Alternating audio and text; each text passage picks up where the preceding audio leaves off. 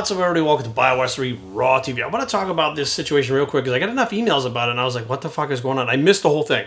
I don't know what the fuck was going on. I guess Christmas, I just fucking wasn't paying attention. But apparently there was an RXMuscle video, which I only watched a little bit of it because like I just don't have the time to sit around and watch these things. And LuiMarco made a video, I think, about it. And I'm looking at the one right now that Mac Truck made. It says, my 2 cents on RXMuscle old man debate. And I kind of got the gist of what's going on. Now, granted, there could be other pieces to this. Like, I don't really, know the whole gist of it. Only just kind of what I looked at. And I kind of was like, okay, I know enough of it to kind of speak on a little bit of this because I am one of those has-beens. That's me. But I'm also one of the new guard, too. I'm kind of like a hybrid of both of them because I have been around just as long as Dave Palumbo. And, well, I think Greg Valentino's, he's my boy. I love Greg. Love him to death. He's older than I am. But I'm one of those guys that is one of those has-beens. Like, I'm done competing. I was around in the 90s. I remember Steris Cypionate and Steris Deca and Steris suspension and stuff. But I'm also one of the newer kind of changing of the guard with the YouTube and the social media and stuff like that. So I kind of have a different perspective because I'm not really on either side of the coin. I'm kind of like right down the middle. You know what I mean? I'm kind of both. Now, I do understand where like most of the older guys come from because, we watch the newer stuff. And in general, I think that, the older guys and the newer guys both have to realize what the older guys represent and what they're into and what they miss is not around anymore. Bodybuilding is not what it was back in the 90s, back in the 80s, early 2000s. It's different. It's not the same thing anymore. And now what has happened is the sport itself has become very secondary to a fitness industry. Back in the day, there was no fitness industry, right? There was a couple little, venues and stuff. Like, you had 3 or 4 tables at a show. Even the New England didn't have a big, expo or anything at it. And there was the Arnold Expo, but there wasn't all these fucking expos all over the place. There wasn't a tour you could go on as an individual, like fucking all year long to represent yourself and your company and shit like that. There was just a few things that you could do, but competing was how you did it. You got on stage, you competed, you did well, you turned pro. That was the main highway towards becoming successful in, back then, what was bodybuilding. It was just the sport. It wasn't really the fitness industry. They had companies and stuff, but it wasn't what it is now. Now, fast forward through the late 90s, early 2000s, these supplement companies started popping up, different equipment companies, powerlifting kind of blended a little bit with bodybuilding. People were doing power bodybuilding back then. I remember King Kamali, and there was German volume training. There was all these different things starting to come about. And lo and behold, the fitness industry itself, people started wanting to go to these things to see the bodybuilders. They wanted to see Jay Cutler. They wanted to see, well, back then it would be Jay Cutler, Kevin Levrone, Ronnie Coleman. They wanted to see these guys, right? So that's where it started. Now, here's the thing. Bodybuilding as a sport in general, I loved it. It was the most amazing thing. It was all I ever thought about. It was my life.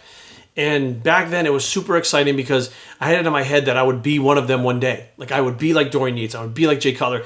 And I didn't really realize that I would never achieve that. I just thought, hey, I just keep training hard and eating right and I'll achieve that.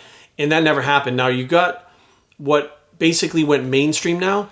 In mainstream, they don't give a shit about bodybuilding. They don't give a fuck about how big you are. They don't want to be fucking big and bloated. They don't give a fuck about mass. These guys are all about aesthetics. They're all about fucking physique and classic physique. That's why classic physique was started. There was such a market for it to be smaller than a bodybuilder that they started classic physique for it. So there's a whole new era or genre of this sport that has now taken on a whole new more mainstream kind of appeal, right?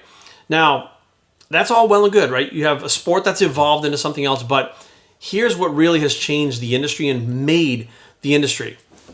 Entertainment, okay? YouTube, social media, entertainment has made the fitness industry more like professional wrestling, right? Pro wrestling back in the day, before they had all the glitz and the glams and the Titantron and the Pyretic and the fucking storylines, they had a couple guys running around the ring, and it was cool. People liked it, whatever. They had territories. When Vince McMahon merged all those territories and came out with the WWE, then WWF, now WWE, and came up with storylines and kind of took the characters away and let people be more themselves and let them be larger than life, that's what made it a global experience. Well, that is exactly what has happened with the fitness industry. You have people like, and I'm not comparing myself to these people, but you have Rich Piana, C.T. Fletcher, LuiMarco, Matt Ogus, the Hodge twins, myself, because I came in probably, after they were all there. Big J Extreme Fitness. You have Brad Castleberry, who, most people fucking hate, but still, they're characters. They're themselves, but they're characters. They're just being themselves, but being individual enough and their crazy lifestyles are very intriguing and entertaining to people. So now the fitness industry has become about entertainment, and it has gone away from the sport. Like, most people don't even go to the fucking bodybuilding shows. You go to the Arnold, I don't even think it sells out anymore. You go to the Olympia, it wasn't sold out. But these expos are fucking jam-packed with people waiting in line for 3 hours to shake someone's hand and take a picture. Why? It's all about relating to the individual, liking what they're doing, and saying they're entertaining. I find them super entertaining. How many people out there related to Rich Piana? A fuck ton of people. All of them wanted to buck the system. Now, Rich Piana was the Stone Cold Steve Austin of the fitness industry. The tattoos, not competing anymore, the massive size, the fucking, the outlandish things he said, even the love it, kill it logos, the 5%. He was to the fitness industry what Stone Cold Steve Austin was to wrestling. And guess what? Stone Cold pioneered in a whole new fucking network, a whole new genre, a whole new era of pro wrestling that made it bigger than ever. Piana, C.T. Fletcher, these guys did Bradley Martin, these guys did the same fucking thing for the fitness industry. And now it is a huge industry that, people like myself, Dave Palumbo, Mac Truck, all of us are able to be a part of, make money doing and make a good living, build up a following, and enjoy a good life doing what we love to do, all based on the new genre.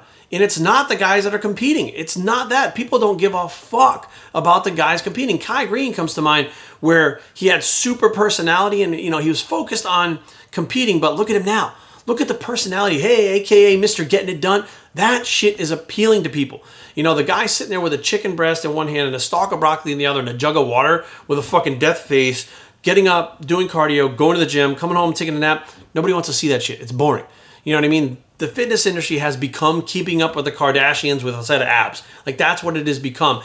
And that is what the world is in general. The world is multimedia. It is fucking social media. It is global. It is not anymore about, we don't see anything going on. We read a couple magazines and we show up at a show to see who wins. It's not that anymore. It's just larger than life. In the world that we live in, we want information. We want it now. And we want to be entertained and updated on a daily fucking basis. And that's what all of us do.